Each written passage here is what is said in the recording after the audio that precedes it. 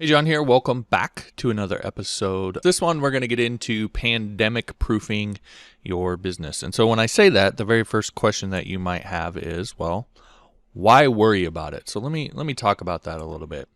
If you look just in the US, and I'm sure you could look at other countries and probably find a similar pattern, maybe even worse.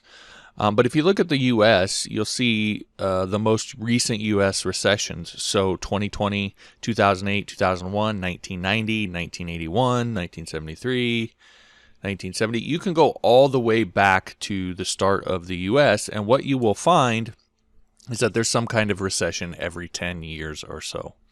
So these things are constantly coming up and constantly happening.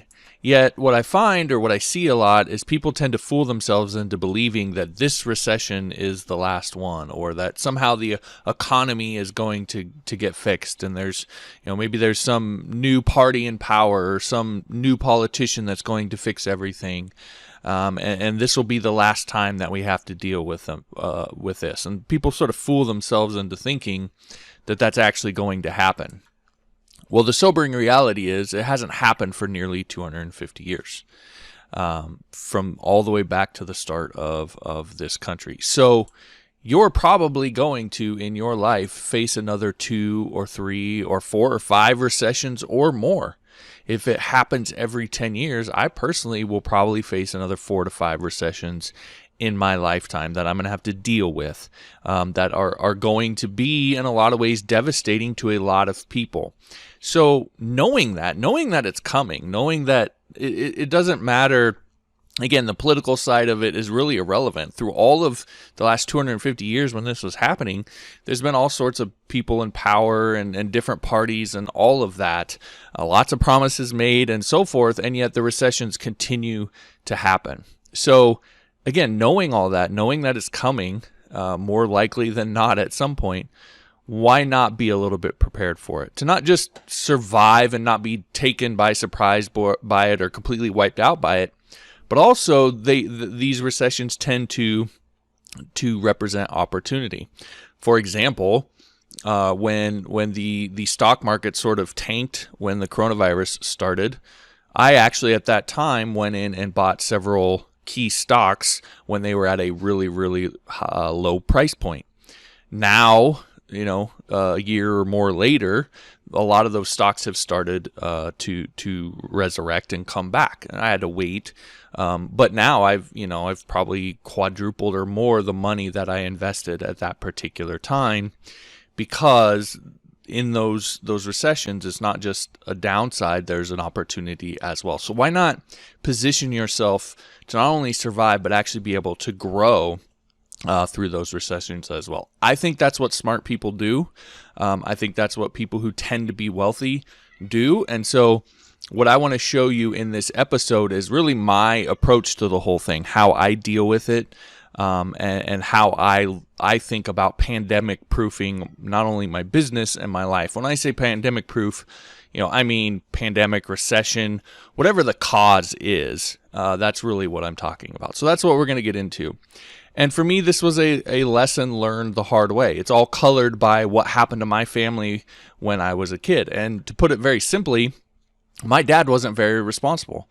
I didn't know that at the time, but as an adult now who knows more about all this, I can say that it was really kind of his fault. He really was the one to blame. Might sound harsh, but that's really just the reality of it. So what happened is in 1989, my dad, my little brother, and I, we were in a car wreck. And that car wreck was pretty devastating. We were all injured pretty badly. My dad chipped part of his spinal cord.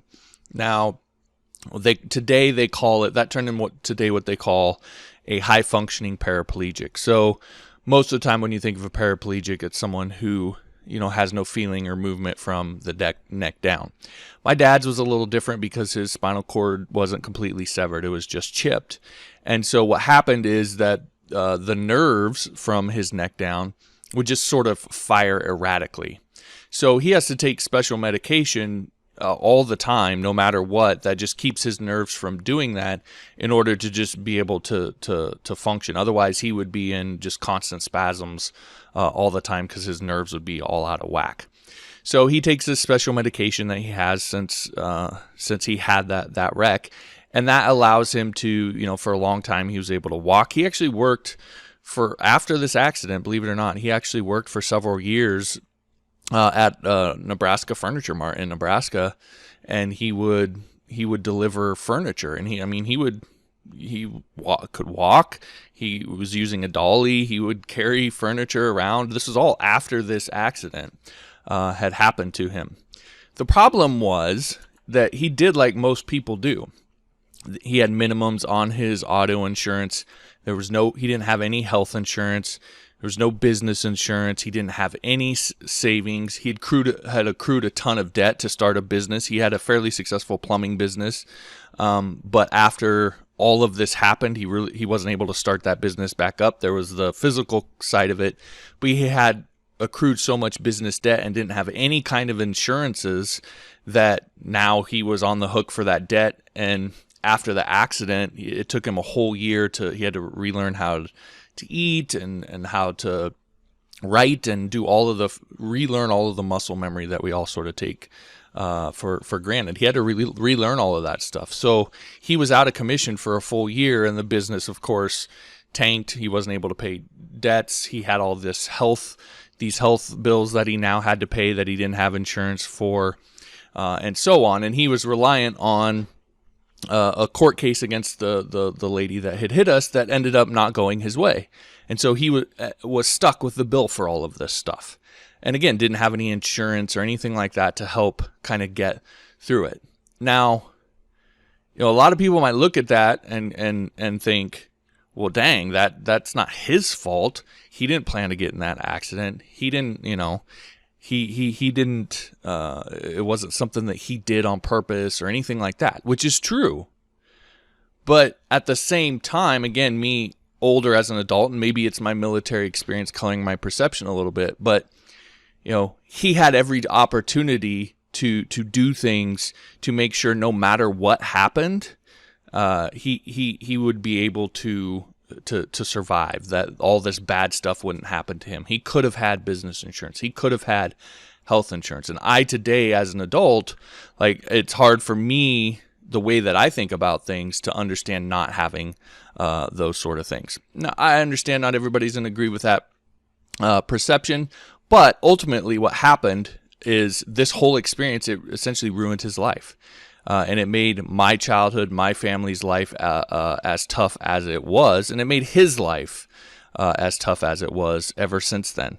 Never really, I would say, fully recovered from that. Even to this day, still affects him. Obviously, the physical side, but also the financial side. So it was a hard lesson. Again, whether you agree with my perception of it or not, as a child, that's a really poignant lesson to learn as a young child, to see that happen, to go from essentially living a middle-class life to suddenly, having your life thrown upside down in disarray, watching this happen to your dad and to your family, watching your family's life essentially be thrown upside down. That was, again, a very powerful lesson that really stuck with me, and it sort of colors all of this in the way that I view things. And is maybe why I am so proactive about how I plan and prep for things, that no matter what happens to me, I'm going to be ready and I'm going to be prepared. Of course, I did what probably a lot of people do, and this is where I get to eat a little bit of humble pie here, but later as an adult, I honestly wasn't much better. I had still had what I call that poor man's mentality, which is this idea, it'll all work out. I always say people who watch too many movies, which I love movies. I watch a bunch of movies.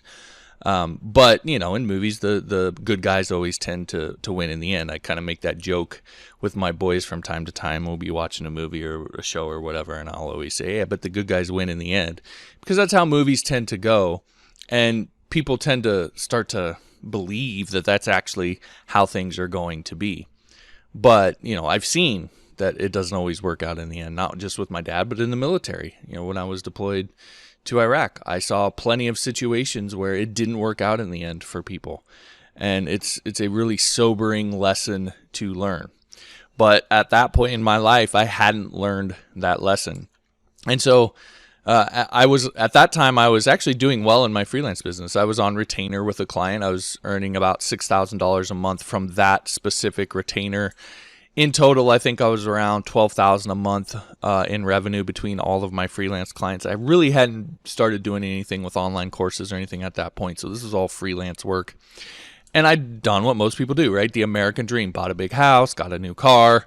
I was spending stupidly on, I think I had 5 big screen TVs at once and just a bunch of nonsense that I didn't need. And somehow I wasn't paying off debt. I had all this debt that I was making monthly payments on, but I wasn't actually focused on getting aggressive and paying it down. I just sort of had in my head that this was going to go on forever, and I just was hoping it would work out in the long run and so forth. And then I had what I call the pucker moment, which is the initial signs of trouble. The initial something wasn't right, and it became a huge wake-up call for me. So what happened is that particular client of mine started having trouble in their business, and they started to mention things or make little side comments here and there. Yeah, we really need to, make things work this month, or need to get the revenue up, or whatever. I wasn't involved in any of that. I was just a developer at the time, but it was just little side comments that stuck out to me. Eventually, they told me or asked me if I would be willing to cut back on what I was doing for them and move down to $4,000 a month with that particular client. And then ultimately it got all the way down. They really had trouble, and it got all the way down to where it was $1,000 a month that I was on retainer for that client. So over a fairly short period of time, I went from $6,000 a month retainer all the way down to $1,000 a month retainer with one particular client. That's a huge drop. And, I think for a lot of people, that would be devastating. That would be life-changing. That might just sort of kill everything, that can't make the house payment, can't make the car payment, that sort of thing. Now, I was fortunate that I had been through what I went through as a child. It made me not take things for granted. It also made me a little bit of a fighter. I was used to fighting for what I wanted. I was used to having to scratch and claw and so forth. And I find that a lot of people are the opposite. They clam up, they sort of check out. I've watched clients of mine do that. In fact, when this particular client, when things got tough, they would suddenly disappear for a week. And you couldn't get anything out of them. They weren't doing anything. They were just sort of sitting around feeling sorry for themselves. And, that's the worst mentality to have when something like this is happening. So I've seen other people have the opposite response to this sort of situation. That wasn't my response. When the first initial signs that something wasn't right started cropping up, I paid attention to it and I started planning. That was like I said, a huge wake-up call for me. And I realized, look, this may not go on forever, and I need to start adjusting. I was still making good money at the time, but the way I had constructed my life and all the debt that I had and the payments that I had, that drop would have just killed me. So I started planning and working. And by the time it actually got down to $1,000, I was almost wanting it to. I'd done so much prepping and planning and changing up my business. I was almost wanting to not be on retainer with them anymore because I was ready to move on. Now, I've worked with them a really long time. They're like family to me. So, it's hard to just walk away. But I had got to the point where I was ready to just sort of be done with it. And I was almost wanting it to be over by the time it got to that point. And I had made up enough of the income to where it wasn't going to be, and made a bunch of changes in my life to where it wasn't going to be an issue. So that was sort of my approach and my mentality to the whole thing. And in a way, it was the best thing that ever happened to me, because that moment made me reevaluate everything. And that's one of the things, if you take nothing else from this particular episode, is I want you to take some time and really just evaluate your situation. Are you actually doing the things that you want to do? Are all of the things that you have and maybe that you're buying or whatever, do you really need it? Do you really want it? Is that what you really want? Or are you just following this idea that's been put in your head of what success is supposed to look like? Because I realized as I started thinking about it more and more, I had a really big house. I had a really nice car. We lived in a really great neighborhood. We literally lived right on the backside of the elementary school. My kids could walk like a minute to school. And, it was sort of, if you, again, were to package up the American dream and take a picture of it, it's sort of what it was. But I realized that I didn't really care about any of that. I could live in a cave in the middle of nowhere and I wouldn't care as long as I was doing what I loved on a daily basis. My kids actually didn't really like going to school, and we were more along the lines of homeschooling. And I had wanted to homeschool my kids for years. My wife, she grew up similar to me. She didn't need like all of the space. She had a little room in the house where she had a TV and a little chair that she would sit in, and she'd watch TV and hang out with the kids, and we'd hang out in there. And it was just a small little space that she needed. She didn't need all of I had a big basement downstairs that I was trying to find stuff to put in. Like all the walls were empty. There was all of these shelves that were just empty, and I started trying to find things to put in there. We were like making up stuff to try and use all this space because that's just not our personality. It's just not how we are. Now today we live in a tiny house, and I have a little spot in one of the corners with a L-shaped desk and some computers and stuff. It's not a huge space. I don't need some big office to do what I do, and I like it. It's nice and cozy, and it's perfect for me. And so I realized as I started thinking about all of this and really started to ask myself some tough questions, I didn't need all of this stuff that I was putting into my life. I was trying to fill a void with stuff that was never going to fill that void. And so what it really came down to is me wanting to do what I love on a daily basis, which is teaching, which is what I'm doing right here, right now. And so I reoriented my life entirely around that. That's why we moved to Missouri. I mean, a big part of it, obviously, my wife was involved in that, and she had her reasons. But for me, that was the big reason why we moved down here. We bought some land. We built a tiny house. I've eliminated essentially all of my debt.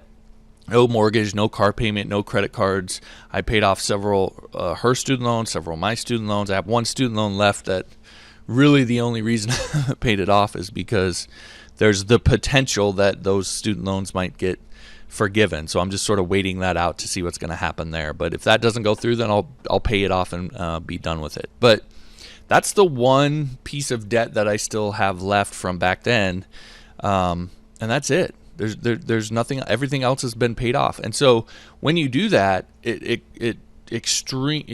lowers your overhead extremely. I could live on probably around $1,000 a month. That's how radically I've reduced my debt. I have, a utility bill that I have to pay, which is not much, especially here where I live. Food. Food. That's about it. There's not much more. I don't have a mortgage. I don't have a car payment. I don't have any of that stuff. I've paid all of that stuff off. The only things that really pay for it, I think internet I got to pay for. And then it's all want to stuff, Netflix and Disney Plus and ESPN Plus and all of those sorts of things that I want to have that if I really needed to, I could just completely get rid of.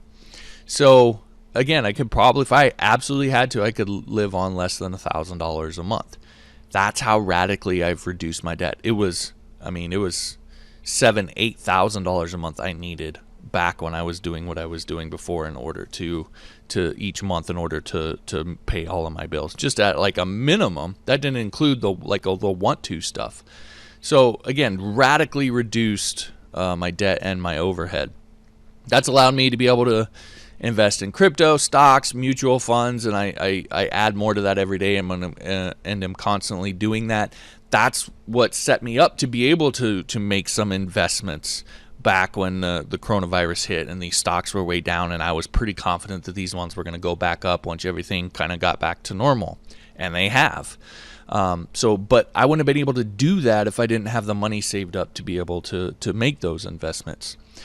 And all of that then sort of orients around and allows me to be able to do what I love, to teach what I want, and in a way where I don't have to worry about the financial side as much. I can come on here and teach what I actually think and what I actually believe and what I actually want to teach, as opposed to having to constantly think about, will this be a big hit? Are people going to, will this go viral? Is this going to be popular? Am I going to make a bunch of money off of this or that or whatever? That's not what it's about for me, because I don't have to worry about that. I've built my life in such a way where that's not a consideration. I'd have to do really terrible to not be able to make $1,000 a month. So the point is that it's true freedom. That, to me, that's what true freedom is. So many people in their heads, they think of it in terms of, oh, I want to make $1 million. I want to make all of this money, and that's what's gonna set me free. And what I'm trying to tell you is that you can actually do it the other way by being smart about, how you spend your money, the thing, really assessing what it is that you think you need in your life, radically reducing debt. Then you can have true freedom without having to be so focused on making a whole bunch of money. Okay, that's really the point here. And so, like I said, that's the flip side of this. You are pandemic, recession, collapse-proofing your business and your life. Yes, that's part of what this is. We're insulating you from all of the potential bad things that could happen, but also creating true freedom where you're not tied to a job or even your business, even a freelance business, like I talk about all the time. There's lots of freedom in a freelance business, but it's not complete true freedom where you can do exactly what you want to do on a daily basis, minute after minute, hour after hour. You still have to work with clients. You still have to perform work that maybe you don't want to do that day. So again, it's not that true kind of freedom. Now, yeah, you're still going to work. I still work, but it's because I'm doing something I love. I've been waiting to get on here, being able to find a time to be able to get on here and record this episode, because I've really wanted to talk about this. I've got a baby in the house. I've got other people that live here. I've had to sort of work around that, but I'm excited to get on here and do this. I'm excited to go to work. And I just want to say, I want to kind of, the caveat on all of this, I'm talking a lot about myself, and it might seem like this is just me being arrogant or whatever. I'm simply conveying my own experience, okay? So I don't want you to read too much into this in terms of I'm trying to talk smack or whatever. It's really just about me conveying my experience to you. And I've experienced something that has been really powerful for me, and I want to share that with others. So the only way I relate to it is through my own experience, and that's why I'm talking about my own situation as much as I am. So anyway, again, you can create all of this, and you can do it without becoming a mega millionaire. So that's the whole point of this. That's a really long introduction, but I really want to hammer home why this is so important. So with that said, let's go ahead and jump into then what to actually do, how to actually create this. And this is really essentially kind of my 8-point plan. It's the things that I think about on a regular basis and how I'm constantly positioning. And I'm not a prepper, right? This isn't a prepper thing. I'm not stacking MREs in my bunker or anything like that. This is more about positioning yourself, tweaks that you can make that aren't you necessarily just going all in on this recession's coming and it's going to end the world and all that sort of thing. That's not what it's about. It's about there's something coming at some point, and so you just want to position yourself for when it happens. You're both protected and have the ability to find ways to grow and actually benefit through those things that come up, those situations that arise. Okay, so first one, obviously, radically eliminate debt. I've mentioned this several times, but this is probably the most important. It's the linchpin sort of all of this. My older brother is a perfect example of this. So I've talked about him. He used to be an insurance agent, and he didn't really enjoy it. It wasn't what he wanted to do in life. He did it because it was good money. And along with that, he also ran a few other business. And like I said, with all of the things combined, he actually made pretty decent money. But they were constantly still broke. Even though they had a good revenue coming in, they were constantly broke because they did the same thing I was doing. They spent money on dumb stuff. And so they had huge amounts of debt, so much debt that they couldn't keep up with it. And so one day he had an epiphany. It's kind of funny for me to think back on. Him and I never had a discussion about it. We never really talked much about it. But the change in him was, you could see it. It was like immediate. And it was actually after my wife and I decided to move to Missouri and build a tiny house. We had sold our house and we'd moved, and talking to him now after the fact about it, for him that was like a big moment of the entire time before my wife and I actually moved, people had been asking us about it, and I kept saying, hey, we've talked about it, because we had talked about it for years, wanting to build a tiny house. She would watch, the TV shows on people building tiny houses and all that stuff. Like, we were into it. This is a thing that we talked about for a few years wanting to do. And I reached a point where I was like, I'm sick of talking about it. Either we're going to do it, or I don't want to talk about it anymore, because we just keep talking. I hate when people keep talking about something they're going to do and they just never do it. And it reaches a point where you're like, they're never going to do it. But they just continue to talk about it. And I'm like, I'm not going to be that person. I don't want to be that person. That drives me nuts. And so I kept talking about that as sort of the reason why. So we've talked about it for years. All of our family knew we had talked about it for years. We talked with them about it. And I said, I'm tired of talking about it. I want to do it. So either we're going to do it or we're going to stop talking about it. So we decided to do it. And, talking to him now, like I said, he said that was a real sort of wake-up call for him, because it was like he saw someone doing, not necessarily exactly, he didn't want to do exactly what we were doing, but he saw someone doing exactly or roughly what he wanted to do with his life. And it was like, it's time, it was time for him to start doing it or quit talking about it. And he completely changed his life. I mean, to be honest with you, he was dealing with an alcohol problem at the time, was overweight, tons of debt, just not in a really good place. He completely changed all of it. Stopped drinking immediately, started getting healthier. I mean, he lost like 60 pounds. As I mentioned, I think I have it on here at some point. Yeah, so he got serious. He quit selling insurance, and he started driving over the road. And within a year, they eliminated over $42,000 in debt in one single year, which is amazing. And it was essentially everything but their student loans. Now, and then right after that, they sold their house. They made over $50,000 on their house, or somewhere around there. I don't know exactly. And they moved to their dream town in Minnesota. So they had lived in this town in Minnesota. They loved it there. He had left to come back to Nebraska and be closer to his older two daughters that didn't live with him. And they had graduated. His two daughters had graduated, and they had sort of moved on. And so him and his wife decided to move back to this town in Minnesota that they loved. And after he had paid off all of the debt, they had radically reduced their debt. Their monthly overhead was super low because they didn't have all this debt stacked on them that they were trying to make payments on and so forth. He got a job coaching football, which is what he loves. And he's able to do it at a small school that he doesn't really make that much money, right? They don't pay a ton at schools like that. Now his wife has a good job up there, and so she actually makes most of the money now, and that's how they, that's part of how they cover everything. But he doesn't make much, and yet he's still able to do it, and they're able to still live comfortably and do what he loves on a daily basis, and she does what she loves on a daily basis, because they have almost no debt and they don't spend stupidly. So point being is, again, you don't have to be this mega millionaire and focus on constantly making all of this money if you really take some time to reduce debt and think about the things that you actually want and need in your life and what matters most. And it's one of those things where you can tell someone till you're blue in the face. You've probably heard before, hey, figure out what you want, what you love to do in life. Figure out what matters to you and just focus on that. You probably I'd heard it 1,000 times.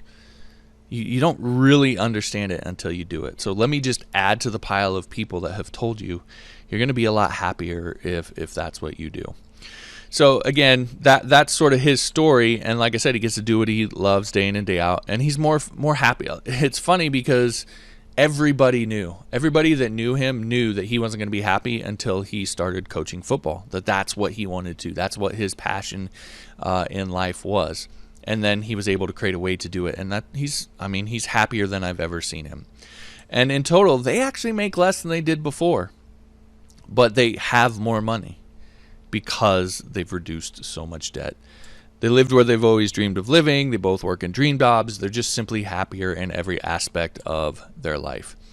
Now, as far as the process, it's really pretty simple. You've likely heard of it.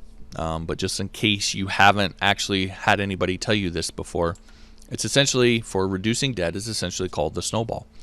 So what you do is you select one piece of debt that you're going to knock out first. Usually your high interest debt, you can think about that a little bit. There's a balance between, if you have $100,000 in high interest debt, and you have, $2,000 on the smaller, maybe lower interest debt, maybe you pay off the $2,000 one first, because that $1,000 is going to take a while, or $100,000 is going to take a while for you to pay off. I mean, there's a balance there, but usually it's your highest interest debt that you're going to pay off. Credit cards is what it is often for most people.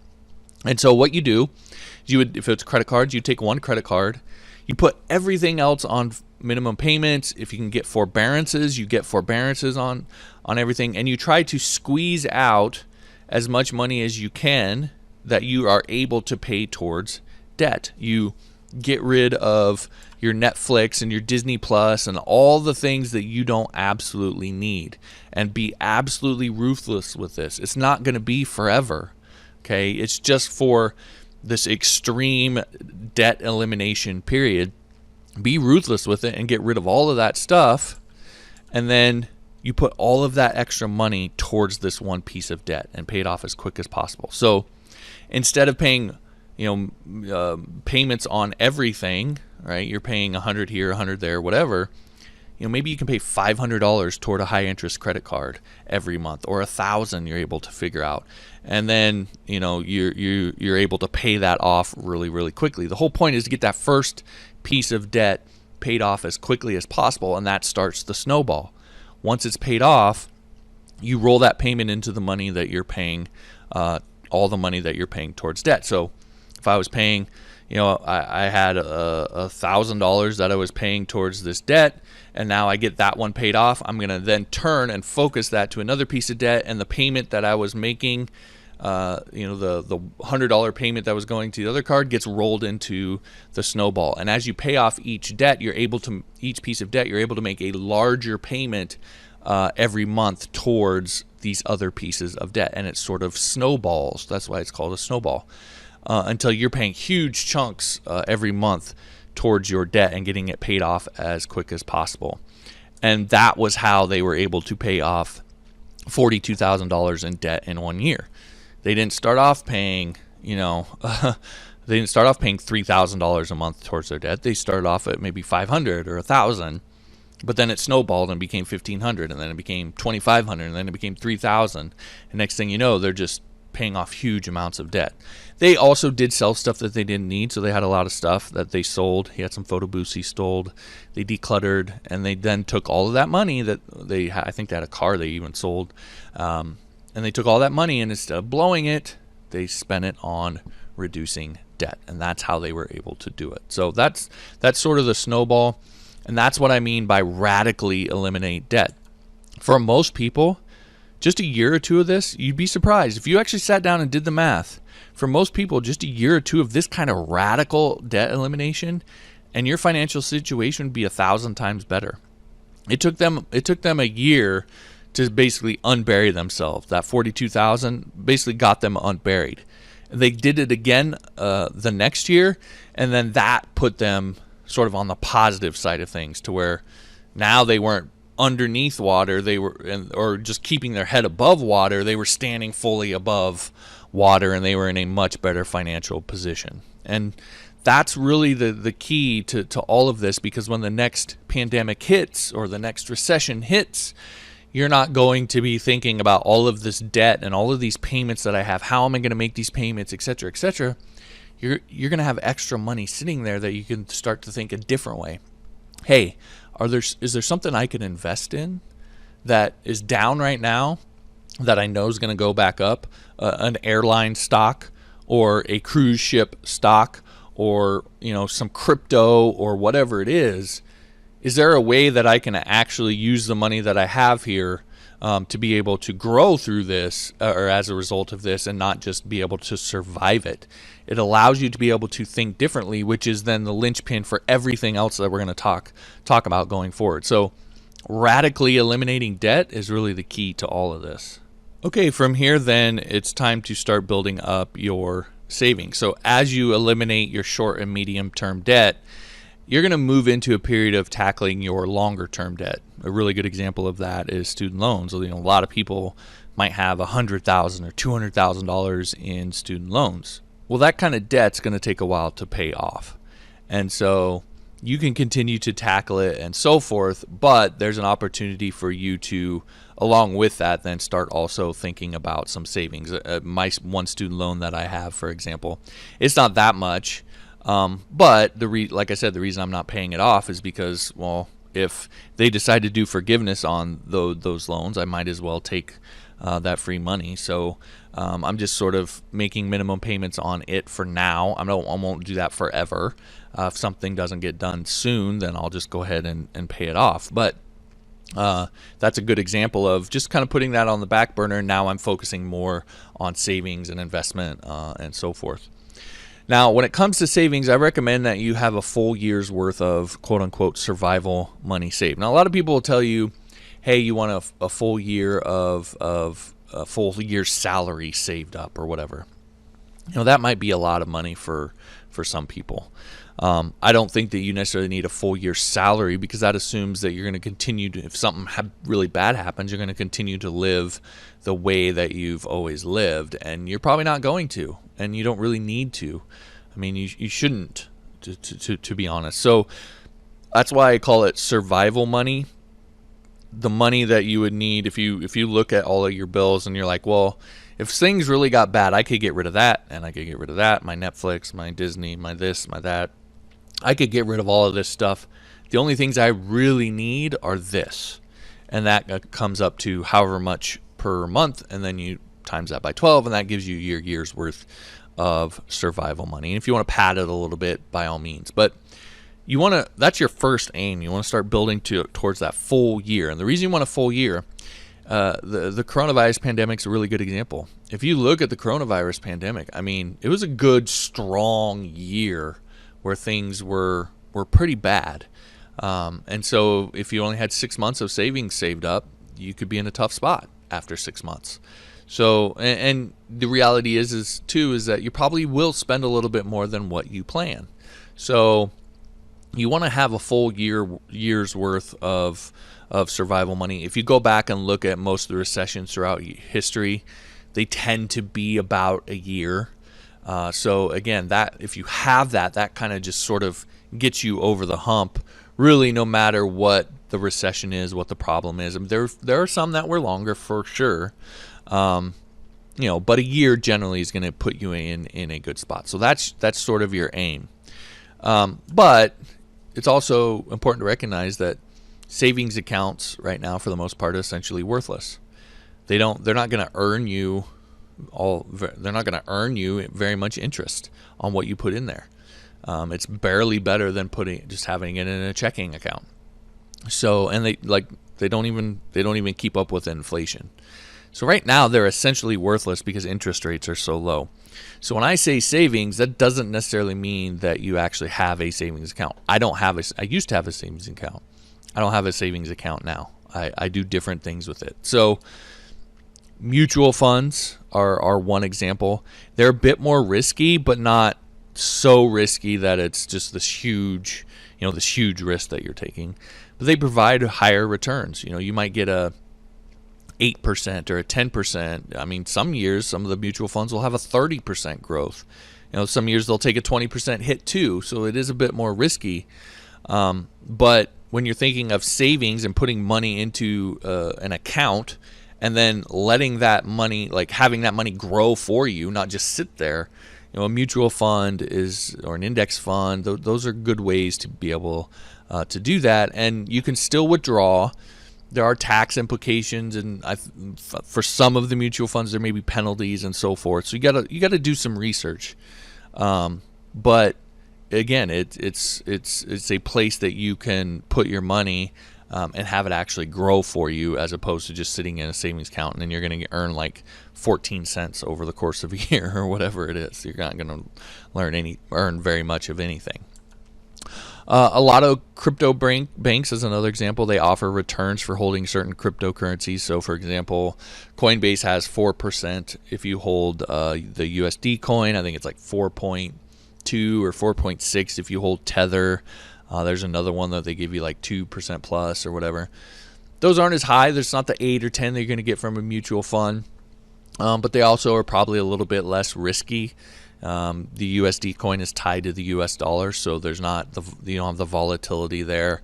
And the way Coinbase does its lending for crypto is a little safer than some of the way some of the other exchanges do it. So again, all of these things have risk, so you have to assess them, you have to research them. You shouldn't just do what I'm saying and not do any of your own research. But these are options of ways you can put your savings into something that's actually going to grow, at a fairly significant rate that's not just completely pennies, so that your savings over time actually gets better without you necessarily having to put more money into it. That's the whole idea behind smart savings.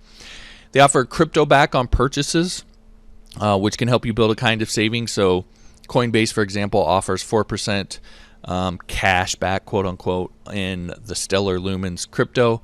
So what a lot of people do is they'll use that as their reward. They'll get 4% cash back in the Stellar Lumens, and then they'll just take that Stellar Lumens and they'll convert it over into something else like Ethereum or Bitcoin, a more well-established. You could convert it over into USD coin. You can convert it over into cash, whatever you want to do. But that allows you to get money back for the purchases you make. So you're earning interest when it's sitting there in the account, but then you're also earning interest whenever you make any sort of purchases. So you sort of earn interest either way. Just investing in crypto itself could be considered a kind of savings if you believe that it's going up over time. So if you buy a Bitcoin now, right, and it's at 40, whatever it is, let's say $50,000, and then it suddenly, over the next year it goes up, or 2 years goes up to $100,000, you've essentially made $50,000 doing nothing. Okay, so that can be a kind of savings if you believe it's going up over time. Now, of course, it could go down too, which means you'd be losing savings. So there's a risk there. You have to evaluate that, and it kind of comes down to what you believe in terms of crypto, if it's going up or if it's going down, whatever. But that's an option of where you can put your money. The whole point is that, again, smart savings means putting it somewhere it'll appreciate faster than inflation. Otherwise, you're actually losing money.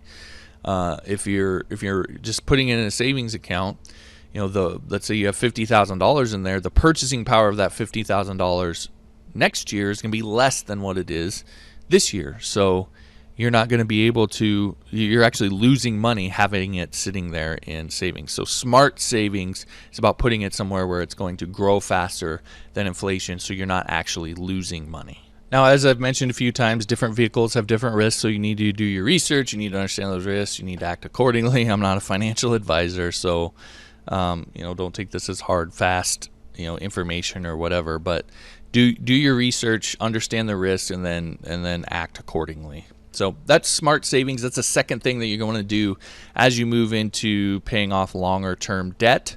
You can start also alongside that, building up your smart savings to get you towards that year, and do it in a way where you're getting some returns on the money so that you can get to that year's worth of savings faster than what you would if you're just having to put all the money in yourself.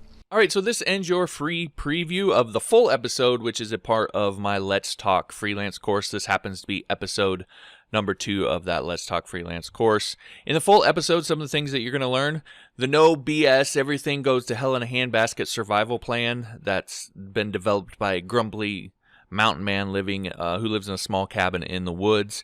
I'll let you guess who that is. I'll also show you how a broke truck driver slashed $42,000 in debt in a single year, bought his dream home, and landed his dream job, all while making less, not more money. Point being, you don't need to be a billionaire in order to be financially free. There's some simple things that you can do to slash debt and be financially free without necessarily even increasing the income that you're making now. Also show you why most savings accounts are not just useless, but actually losing you money and what you should do instead. 5 assets anyone can easily own to insulate you from pandemics, recessions, hyperinflation, and virtually any kind of financial crisis without having to stack MREs in your underground bunker. Also show you how wealthy investors profit from both the natural boom and bust cycle of the economy. So some simple ways to benefit from both the ups and the downs that don't require you to have millions or a crack investment team to take advantage of. Also show you what I call the freelance holy trinity. So 3 simple offers that you can make to maximize what you earn from your freelance skill set. So 1 skill, and then you can have multiple ways to profit from that in a way that doesn't create a lot of extra work or a lot of extra overhead for you. So show you 7 different ways to create what I call open-ended income. So income that's not tied to your time or work, so that you can take the lid off of what you earn by decoupling from that time for money paradigm.